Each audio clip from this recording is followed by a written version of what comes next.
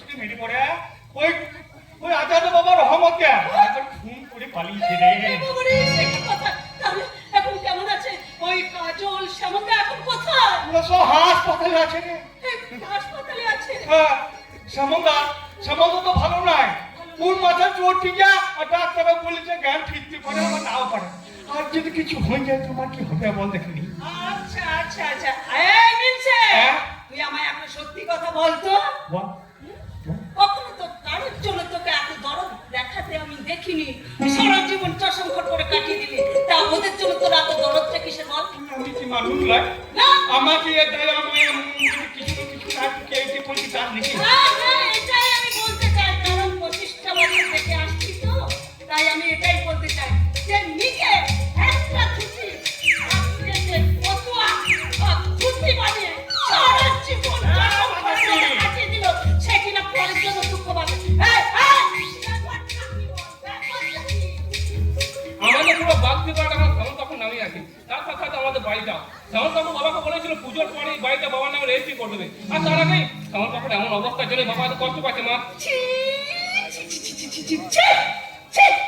যে মানুষটা এত কষ্ট পাচ্ছে তার জন্য একটু না ভেবে নিজের স্বার্থের কথা তুই ভাবছিস মিনছে? তুই কি মানুষ? না, আমি তাকে বোন বানাবো। তাই তো হাতি আর ওই ভিড়ার সঙ্গে ভর করছি। আর যদি কিছুদিন থাকি না দেখবি টাইটেন হয়ে এই গাছ জুড়ে যাবো। আর মানুষ দেখলে বলবো বাবা বলবি না। ওরা শালা কি বলছে ঘর সত্যি বিষয়। আচ্ছা যা করছিস তুমি তো করছি নাকি? মা তো তোমার কাছে কিছু চাইনি বাবা, ওরা তো শান্তি ছাড়া। ওই শান্তি যদি তাও সারা জীবন তুই গরুর মতো খেতে যাচ্ছি যাতে তুই একটা সুখে শান্তিতে থাকবি তা না। কি সুখে রেখেছো তুমি?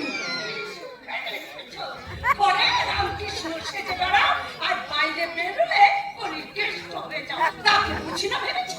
ভগবান তুমি একটু মুখ তুলে তাকাবো। দেখো এই পাপিরা তোমার ভক্ত নামে কত কি বদনাম করছে। তুমি একটু মুখ তুলে তাকাও ভগবান। ও বাবা, আর বেশি দেখো না, বেশি ডাকলে তোমার টাকা সারা তো তোমাকে না তার কাছে ডেকে নেয়।